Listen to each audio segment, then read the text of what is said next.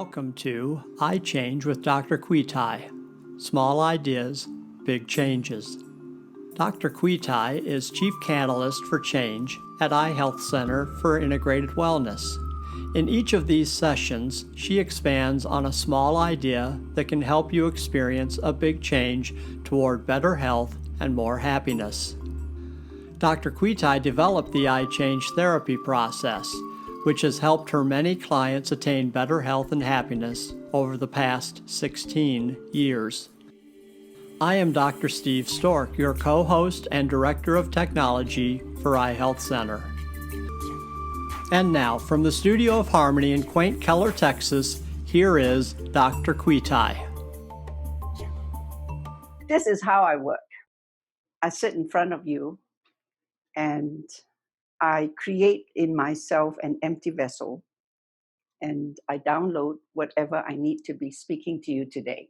Back in the day when I was an academic, they said, "Are you crazy? Don't you prepare for class?" I said, "Of course I prepare for class." And I remember there was a time I taught a weekend course for doctoral students. And I would bring stacks of notebooks and textbooks, and I have my table in the center, and people are seated in a U-shaped room. And I would have all these materials in front of me, and I might put two things on the board to remind me what class I'm in. And then I would teach for an entire weekend. I teach from 6 p.m. to 10 p.m. and all day Saturday and half day on Sunday. So at the end of the weekend, one of my doctoral students asked me, "How do you do it?" I said, "What do you mean, how do I do it?" She says, "You come in," and they don't even want to take dinner break sometimes because they said, "We can send out for pizza, don't stop, don't stop." And I was teaching a doctoral level class in planning and evaluation. It's like, how boring can that be, right? But it was very interesting to me. And the class was extremely animated. And they said, "Well, how do you do it, Dr. Neil?" And I said, "What do you mean, how do I do it?" And this woman said, "You come to class and you have all this stuff on the table, volumes of notes and what have you, and you teach without missing a beat. And we don't even want to go to the bathroom because they would say, 'Well, let's not break for dinner. We'll send out for pizza.' I said, 'I don't know about you, but I need to go pee.' So I have to take the break." And so this, how do you do this? Well, I said, I never thought about it. And maybe I was born this way. I don't know. Of course, I prepare. I do all my preparation before I walk into the classroom. If I have to read to you from my notes, I'm not doing my job. Because it should be all integrated within me. And when you speak from the heart, and when you work from your heart, you don't need a script. Some of you don't know, but I have a practice in clinical hypnotherapy. And in some instances, clients tell me they've had previous experiences in hypnotherapy sessions with other practitioners. And one time a woman came to me and said, "Well, you're very different." I said, "I've been told that a time or two." And I said, "How do you mean I'm different?" And she said, "Well, I've been to a hypnotherapist before, and she just sat down and asked me what I want to work on, and she disappears to the other room. She comes back with a 3-ring binder, asks me to close my eyes, and proceed to read a script to me. It's recorded, and she gives me a cassette to go home to listen to the whole session again." So I said, "How did that work for you?" And she said, "Not very well." And I said, "And how much did you pay?" She said she paid a certain nominal sum. And I said, "Well, you got what you paid for," because my fee was at least 5 times the number she quoted. And so I said, "Obviously it didn't work well for you because now you're sitting in front of me." And I said, "I'll tell you, if you're looking for someone to read you a script, this is the wrong place to be because there is nothing for me to read to you." I started doing these Zoom sessions because I'm getting much older now. And each one of my leg is more than 30 years old. So I'm looking at a point where at some point we need to share our knowledge. And I've learned so much in the practice. I've learned so much from many wonderful teachers. I have my mentor and teacher, Dr. Ellensworth, in the room with me. It's like, wow, when the teacher becomes your student, it's huge, huge honor. It's time to share. And so it seems like there is just so much to share. I'm teaching master classes, but I think there is much to share to the general public. Small things that make big differences in our lives. And I look back in my life and I have learned many lessons. And the things I've learned is because of the generosity of my teachers. So today, what do I want to learn? What do I want to share? What have I learned? And so this morning in my meditative bath, I sit in a bathtub for 20 minutes. What am I going to say this morning? And the image that came to mind, and if you've heard this story before, don't worry about it. It means you paid attention the first time you heard it. And I have many personal stories to share, and each time in a slightly different context, because I believe that our life experiences are like a tapestry that God gives us. And we weave these threads into this tapestry. And each time we look at our experiences and draw from it, we have a different story to tell, slightly different story to tell, because we fit it in the context that makes it work. A long time ago in graduate school, I took a course in educational psychology, and I had this wonderful professor, and Diane, you might know him, Dr. Kofi Mafo, wonderful, wonderful teacher.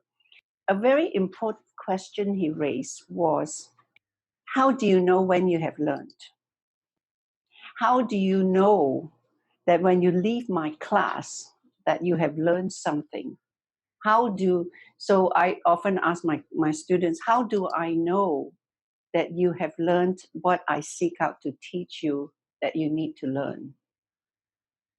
I can share one idea, and there are maybe 25 students in the class, and you would have 25 different interpretations of what I have to share.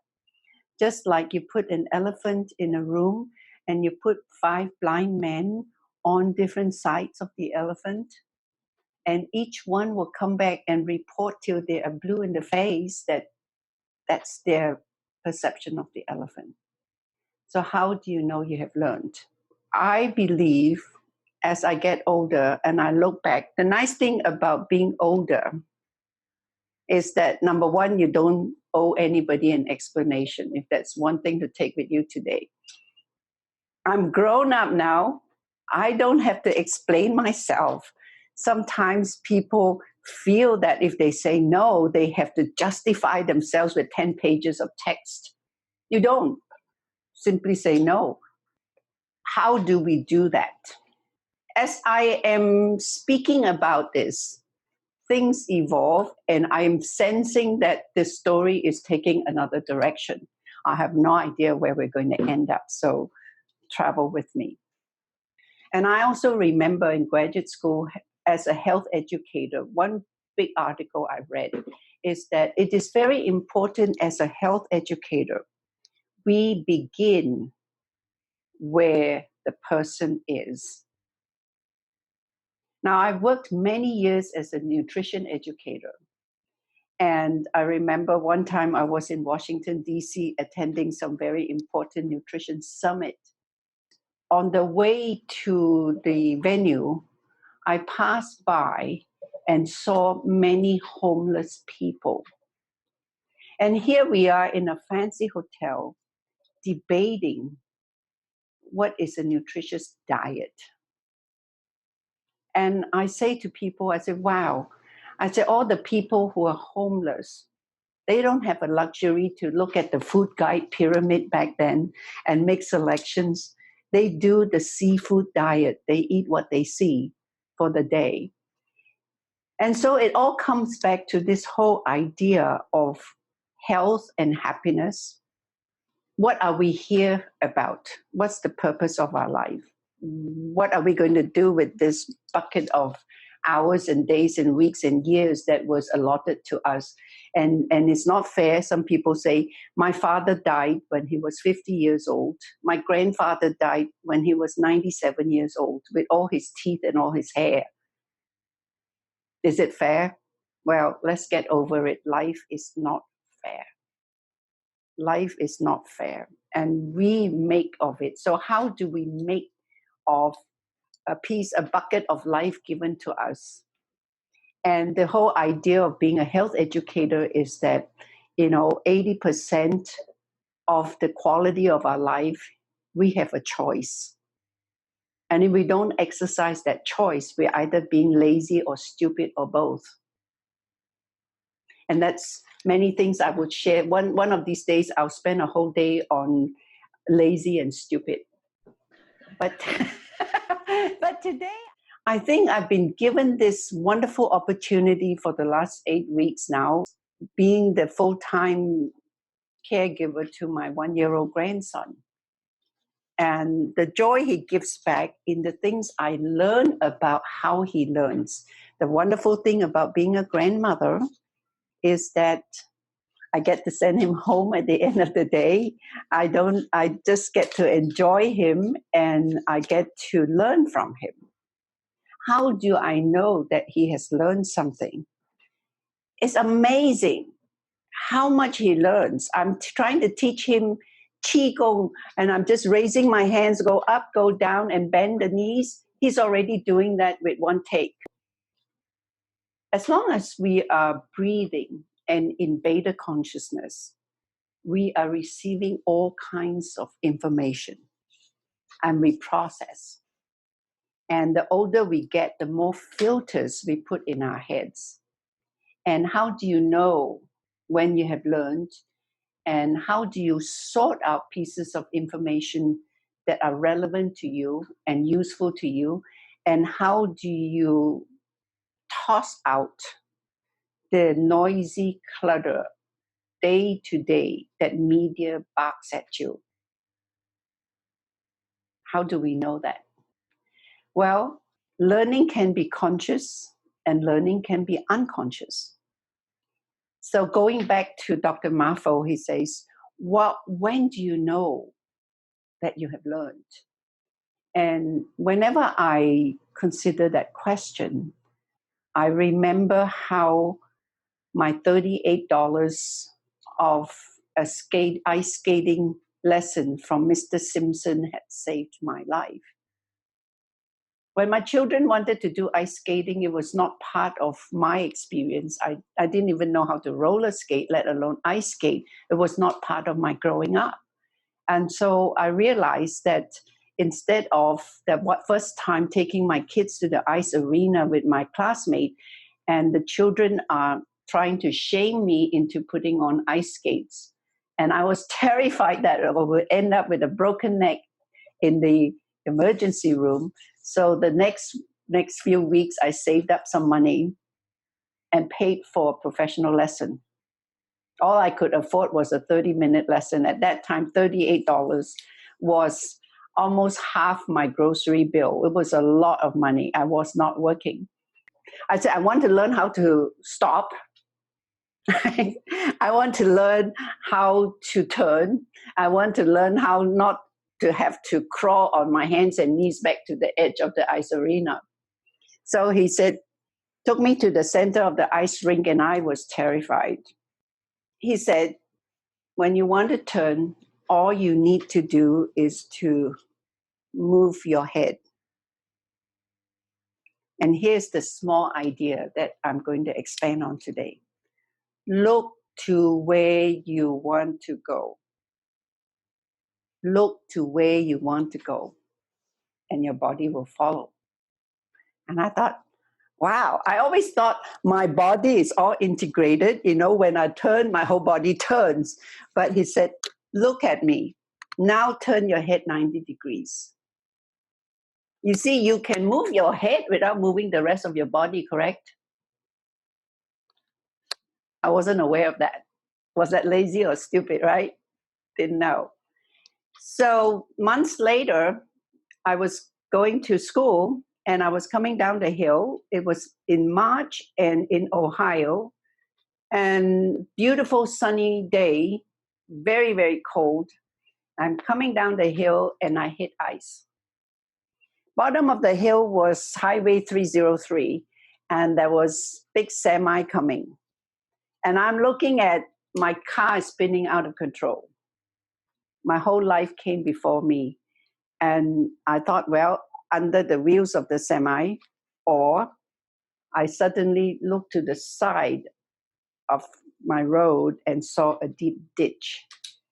Somehow, well, maybe because I'm Chinese and have been raised, been good at math, it was a very quick calculation, right? What are the odds in the drain or under the wheels? What are the odds of survival? I chose the ditch. And somehow in that very split critical moment, I remember Mr. Simpson whispering in my ear, Kwitai, where your body wants to go, turn your head to that direction. I yanked on my seatbelt, turned my head to the ditch, and I headed for the ditch because it was a conscious choice. And my car was actually spun around the opposite direction and it stopped. The wheels were a few inches from the whole car turning in the ditch. And I knew if I don't turn my car around, oncoming car is going to hit me. So started the car up, moved the car out of harm's way, and drove on. When I got to Kent State University parking lot, I called my friend who was watching my children. I said, Donna, no matter what you do not leave the house today. The roads are treacherous. And I sat in the car and shook. Now, how does that happen? How was I to know that $38 skating lesson was going to save my life years from now? And how else and how many other ways have I applied that small piece of information that Mr. Simpson, God bless him wherever he is today, he was an Englishman living in Kent doing pro skating lessons. How else can we make use of that tiny little idea to manifest in many ways in our lives that is going to make a difference? I summarize it as where you want to go, you turn your head in that direction. Now, I'm a big fan of Alan Watts. If you have never read him, I strongly recommend you look him up or read about him or listen to his lectures on YouTube. He was a very interesting, witty Englishman scholar from Cambridge who also studied Asian languages and Asian philosophies. Many people think that we have to set lofty goals, that life is a goal. You grow up, you have to pass this exam, you have to get this degree, you have to go here, you have to go there. We're almost always looking at something in the future, which goes right in line with my lectures on abandoning hope. We're always hoping for something better. In so doing, we have forgotten to value the moment. So he said, life is not a destination. Life is the journey. In fact, he says, life is the dance. I rather like that. When you start dancing with someone, you don't think about the end of the dance. You stand up and you hold your partner, the music begins, and you forget about the rest of the world. You're just dancing in the moment. Now, he also said, you go to the concert and listen to the orchestra play. You don't go there with a plan to listen to the last chord of the piece. If that was so, nobody needs to go to the orchestra. You just play the last line in the piece of music. But you go there and you enjoy the whole piece of music. Coming back to what does it all mean to look to where you want to go, I do believe that we have to look in a certain direction. but don't think too much about how to get there. Your body will take you there. So the way I think, how I have applied this, where your body wants to go, you look in the right direction. It means to me, you have to know what your compass is. You have to know what your true north is. Then once you set the heading, you just go. It's like sailing, before you leave the harbor, you have to set the heading on your compass. You sort of know where you're going, so you set a course and you go and you deal with what the weather brings. You're never going to know. But right now we have a lot of tools. We have NOAA to tell you the weather predictions and whatnot, but they're only predictions, they're never 100%. And we're kind of prepared. We always have to have some sense of preparation. But then we have to look a certain direction. If we don't look, it doesn't matter, does it? You'll be where you always would be, stuck where you are. So the important thing is once we have looked, right, don't think about it. Let it go. Just like skating. Okay, I want to go there, and then I just let my body go there. The skates will take me there. You create a momentum, and that's another piece. It's very important. You create a momentum. So how does it work? Where you want to be, you look. I did a lot of looking. In my earlier years, I had many challenges. Now, no wonderful parents I had, but nobody gave me a manual. Chapter 9, page 27, you go look at that section that's going to solve your problem. It's not going to do that. So I realized earlier on that I was ill-equipped to deal with a lot of challenges in my life. And I'd find myself in a place looking, wouldn't it be nice to be like him? Or wouldn't it be nice to be like that? Because I'm sitting in a pool of trouble. Isn't that what we find ourselves most of the time? I'm here and I don't like it. I want to be her. I want to be you. I remember one graduate student from India came to my office and said, Dr. Neil, I want to be just like you. I said, wow. I said, you have no idea what you're talking about. Number one, you don't know who I am really, other than I'm your department chair and you see me in class, once or twice a week. You have no clue who I am. And believe me, you do not want to be just like me, because you may not like the challenges I had to face. Right? Nobody wants to be just like me. And so we look to the direction we want to go. And to me, it's important to have a compass. It's not always critical to have detailed goals, because somewhere in that mix between where I am now and the direction I am looking, I got to have faith. I got to have trust. And once I set that heading, then I know what to say no to.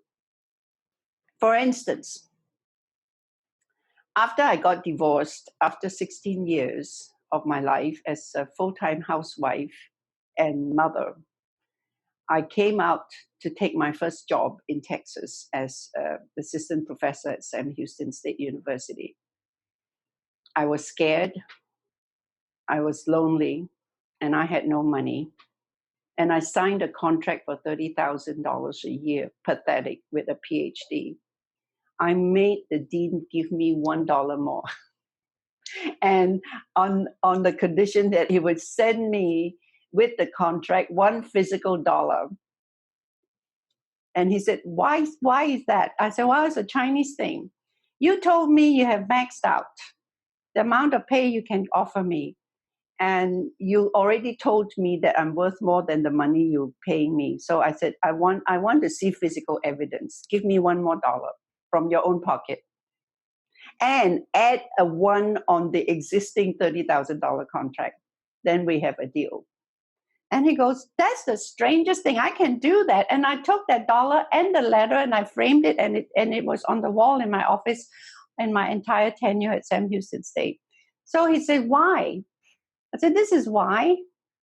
Now, when you give me that dollar, it is a physical act of telling me in good faith that I'm worth more than you have money to pay me. And when I take that dollar from you, I'm giving you a promise that I'm going to give you a lot more than you pay me for. And on that note, we have a deal. And he became a good friend. To me, that is important. We have to have directions to look to, but that does not have to be a detailed goal. I spend too much time with detailed goals. So for me, where I'm sitting now, we're all going to die someday. I'm turning 68 in November. At the end of my life, how do I sum up my life? Have I wasted my life here? And I know now if I look to a direction to the day, and I used to do exercises making people write their obituaries, and most of my students will say, oh, it's so hard. I said, yeah, because number one, when you finished it in your 20, 30, 40 something or 50 something, you don't like what you have written, do you? The bad news is you don't like your life thus far, right? That's the bad news. The good news is you're not dead yet. The better news is what are you going to do about it? What are you going to do about it? If you've looked in the wrong direction, then look again. That's the cool thing is if you have looked in the wrong places, then look again. It's free. But the big change in where you look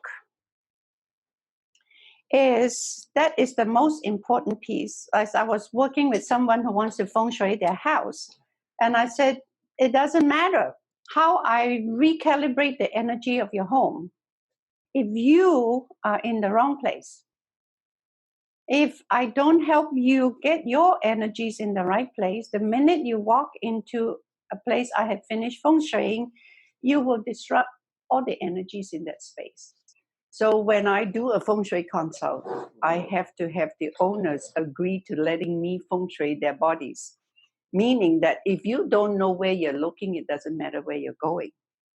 And all the feng shui in the world is not going to support you because you have no direction. So what do you want the house to support you? Where you want to go? Got to have a place to look. Mind you, back in the days with my lesson with Mr. Simpson, I was a housewife. Well, my kids are going to grow up and I won't be changing diapers anymore. I'll be doing something else. What am I going to do with my life? I've spent all these years in a little town in Ohio, and I was the only Chinese woman there. And when I left, there were no more Chinese people there. So what am I going to do with my life? So I started looking, and I've got to have a place to look. Because if I don't, I will make my children's lives miserable because I want to live my life through them. And they will resent and hate me in the long run. And they might want to spit on my grave someday. But it doesn't matter. I'll be dead. It doesn't matter. But as long as I'm alive, I rather like to imagine that I have lived a life worth living. So this whole idea of where you want to go, you look. And so I looked at housewives who micromanage their children and they grow old and they're miserable and they make their children's lives miserable. I said, not going there, right? Now, don't get me wrong, I'm not dead yet, so I don't know yet, and my children have tattoos, so I'm not perfect, right? Then I realized I needed something more than running cooking classes and teaching people how to clean house and how to cook. I did that because I figured as long as I'm doing this, I might as well do a good job of it. And I actually had a cooking school. If I had to cook, I might as well do a good job of it. In fact, my mother was shocked when she sat in my cooking class. She didn't know I could cook. All right. Coming right back. So I started to look, and I look around. And I look around at my friends and the company I keep. I look for heroes. And then I met Diane Ellensworth. She's my hero. She's an amazing, amazing professional who is older than me. who is not old enough to be my mother, but certainly old enough to be my mentor. That's the kind of people I want to be. She and John has had how many years of marriage? A long, long time, right? If I remember, John said he fell in love with Diane when he was 4 years old in kindergarten. I was sad and lonely and divorced and felt totally displaced and isolated. When I came from a family of 8 children, where we always have to fight for a spot at the dining table, now I have the whole dining table to myself. I'm eating by myself. That's not where I want to be. So I looked to people, I said, how can I be like people like Diane and John, who are happily married older people, who still talk about their life and their love like they felt love yesterday? I want to be like those people. So I started surrounding myself with old married people. I moved into this community. I said, oh, they've been married 50 years. I want them to come to my life and teach me what it takes to be happily married old people. That became my goal. That was where I was looking. Now I have 20 years of that now. I am one of those old married people to you younger people out there. Because Steve and I still like each other a lot. That's where we want to look. Thank you, Mr. Simpson. And then I met some people in Huntsville, Texas, in the little community where I live, who have been entrepreneurs all their lives. They built houses, and they were my neighbors. And I realized $30,000 a year, I was living paycheck to paycheck. $30,000 a year was not enough for me to live and support my children. And so I had to do other things. And I know Diane may not know this, but there were many a time where she threw little projects at me to write for Asha. Those additional pieces of payment meant a lot to me. It sucks to be poor. It's not nice to be poor. It's no fun being poor. It's no fun trying to count your pennies to see if I can pay all my bills at the end of the month. So I reversed the process. I pay all my bills at the beginning of the month. So I don't have to worry about paying bills at the end of the month. That solved that problem. Fancy cars, fancy houses and whatnot, but they have no money in their pocket. They're up to their eyeballs in debt. I said, I don't want to go there, right? I want to go here. Here's my friend. He came to this country from Iran. He has no money. Today he owns 21 houses that he built, and not one of them has a mortgage. How do you do that? I said, I want to be like them. And on top of that, they were very happily married to each other. They were my neighbors. So I adopted them. Looking to where I want to go, I started picking up little pieces that start to form this jigsaw puzzle that becomes my life today. It's not, I don't need to have lots and lots of money to have freedom. I just need to have freedom. You see how we micromanage? We ask God, God make me rich. But you have no idea what being rich is. So I rather like to look to how I feel inside. So the work we do in hypnotherapy, some of my students are in the chat with me today. Our purpose is to help a person become healthier and happier. You can't be healthy unless you're happy. And I use both the words because most people see health as the dimension of mind and body. The happiness has to come from spirit. So I keep looking for people who are happy. I keep looking to surround myself with happy people. So I look there, happiness, sunshine. That's where I want to go. How I get there doesn't matter. I just want that. You know, you see the little baby, he walks around and he sees some things and he points, he goes, that. Very single-minded. That, not this, that. It's specific, it's clear, it's direct, it's positive, and it's simple. It's just all those things that we put together. And they're not big things, but they are huge things. Huge. So where you want to be, you just look in that direction. Details not important, so don't get bogged down with how am I going to get there? I'm going to drive there, fly there, whatever. Don't micromanage God. All you have to do is to set the right intention. Right? It's not ask for God, let me strike the lottery. Get to the bottom of it. God set me free from debt. Isn't that what you want?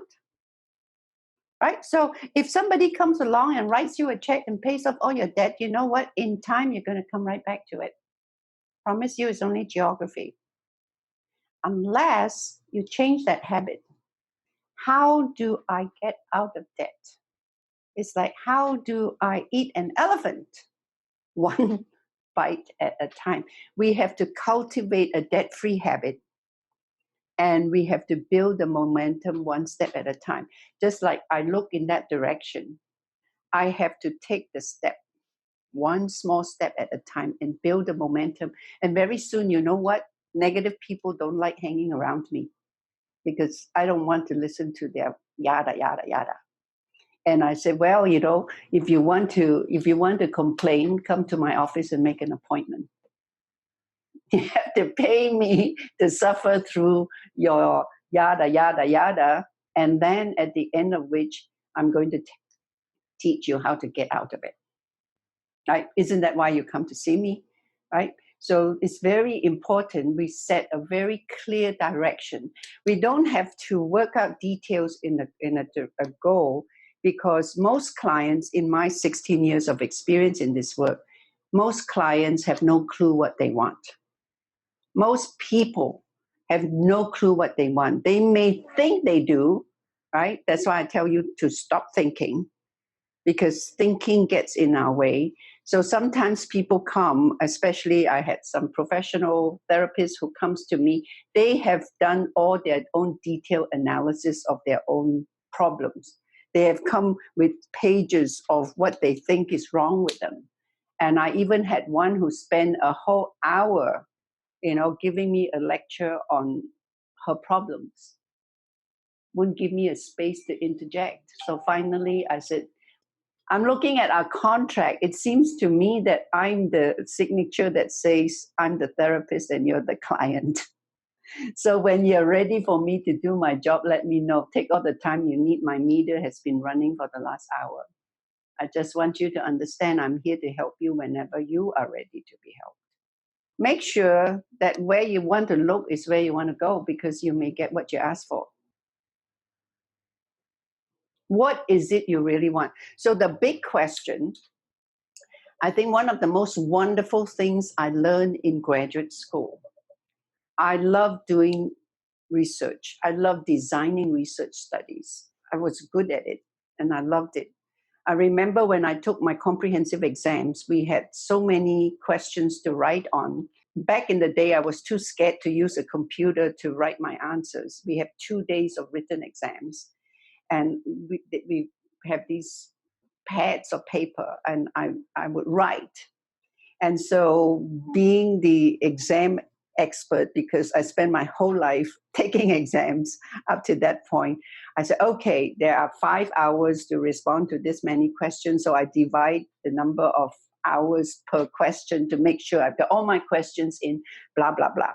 So when I got to the research question, it asked me to design a research study. And I think I might have allotted like maybe an hour, 15 minutes per question to write. I finished writing the whole question in 15 minutes because I knew it so well. And I looked at it and I was scared to death. I said, I must have missed out something. I must have done something wrong, because these questions require an hour, 15 minutes to elaborate and write. And I went over it 4 times. I actually spent all my extra time going over it to check if I missed something. And I didn't. And it turned out that was one of the best questions that I had responded to. And I was quite surprised. What I learned from that is I have to stay true to what I know and not second guess. But it is that piece of getting there to stay true to what you know that takes the bulk of the work. 80%, Pareto's rule, 80% of that effort needs to be finding out where you should be looking. Most people jump right in and not read it, not read the question, and then get to the end and realize that you misread the question. So it's 80% preparation, 20% execution that will get you there. So thank you, Mr. Simpson. Where you want to go, look to that direction, but spend a lot of time and effort figuring out if that is where you want to go. And don't micromanage God. You get there if you trust. Somehow you will get there. Most of the time we limit ourselves by saying, oh, I can't do this, I can't do that, I don't have money to go to school, I don't have this, you buy this and that and that and that and that and that and that and that. That's called micromanagement, right? And not only that, that is negative micromanagement. You sit down and you pick at yourself and you give yourself 1,001 reasons why you cannot succeed. So if you're doing that, stop it. Take a deep breath and say, what if? Imagine that I get there. What if? And just one more quick little result I had. After I got divorced, I came to this country with a lot of hope. I married an American. I had all these dreams and hopes and whatnot. I spent 16 years as a housewife. Now, bear in mind, those are not bad years. I enjoyed many of those 16 years raising my kids. I was so busy being in love with raising my children and loving the community I was in, I did not realize that I did not have a marriage until my father-in-law died, and I realized I was left in an empty house emotionally. I realized that all the things I had dreamed about and hoped for, when we get married, we hope. When a child is born, we hope. Right? When we embark on a new journey in school, we hope. We think, I never imagined I would go and get a doctorate. And when we graduate with a doctorate degree, it's called the terminal degree. God help us all if our learning stops there, right? It's the terminal degree, meaning that that's the highest degree that the university can offer you. If you want beyond that, you have to go somewhere else. So I have to launch from there into the universe-city, where there are no degrees, meaning that there are no degrees of certainty, also no degrees of uncertainty. That I have to launch into the universe-city, where I learn, not in a linear way, I learn that there is a world beyond the 5 empirical senses, where I have to dispense with thought and launch into faith and intuition. Some people may think that's very naive. I can tell you, having been on both sides, this side works faster and it works better. And I don't have to waste a lot of time to justify who I am, because I already know that I am. And that is the piece. If we can change the school curriculum and teach every child that comes through the classroom that they are unique and they are good enough and they can appreciate their uniqueness, that they learn to respect themselves and they can respect other people.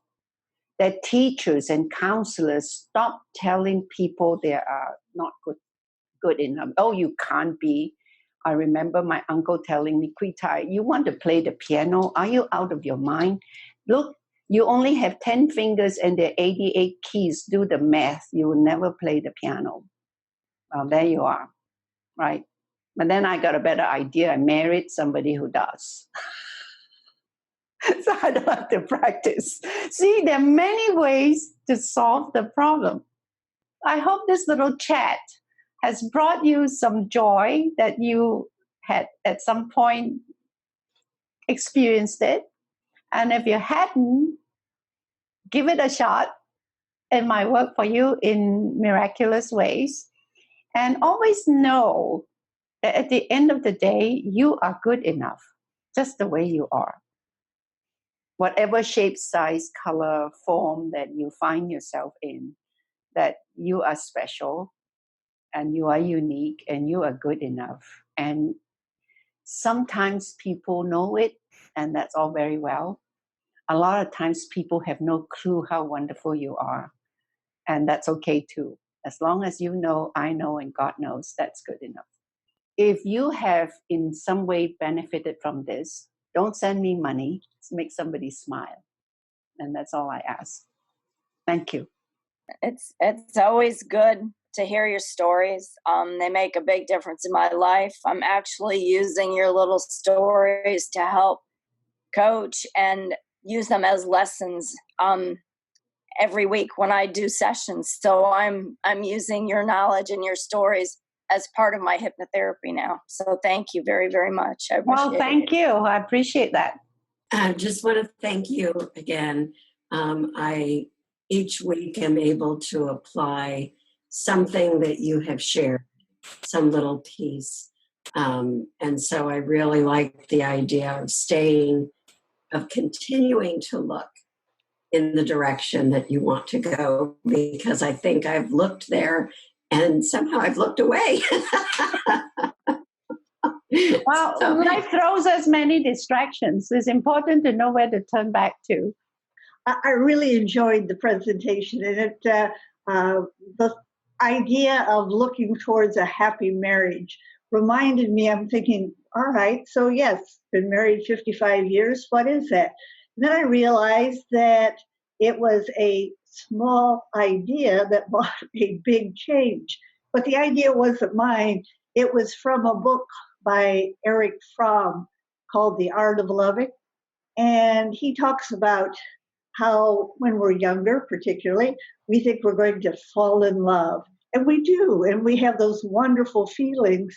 However, it's sort of a passive kind of activity. You're falling in love. It just happens, and you feel wonderful. But what he suggested, and the small idea that I had that really has worked throughout my married life, is you have to stand in love. It's an active thing. You have to, when I say make it happen, you have to go out of your way.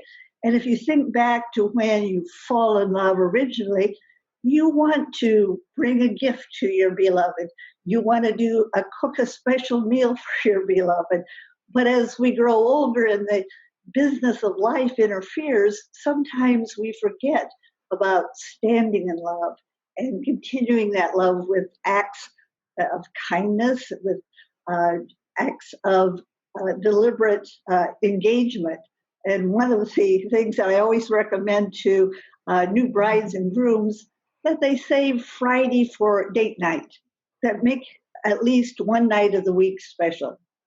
So that's my small idea. Wasn't my idea. Eric Fromm, The Art of Loving, but it does make big changes, I think, in your life. Thank you, Diane. And this is what it's all about.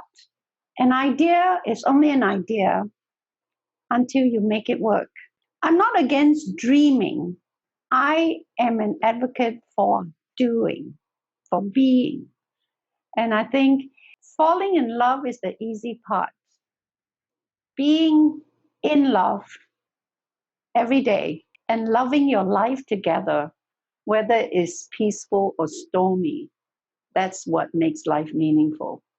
I believe that if I treat every day as a special day with each other, then I take today very precious, and every day, is today. You get what I mean? Every day will be a today. So if every day I do a good share of what I can give to my love to my spouse, then I think I'm preparing a better step for my near future.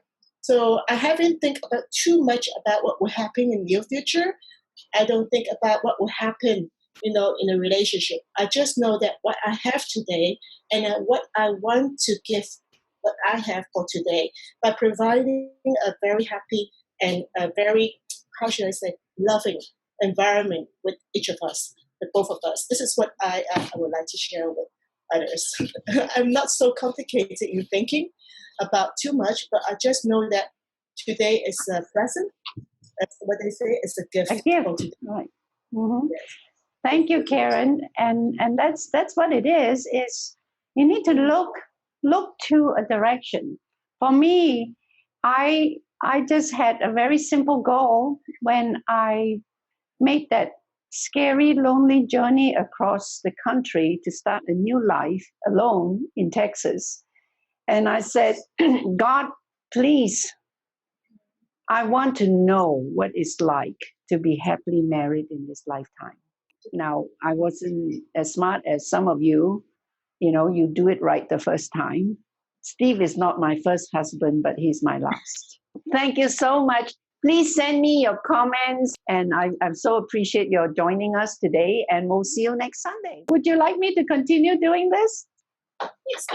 And invite all your friends. Thank you so much. I can't see everybody's face on the screen, but thank you so much for joining us. See you next Sunday. Yes, thank you. Thank you. Bye-bye. Bye. Bye. Bye. Bye. Bye.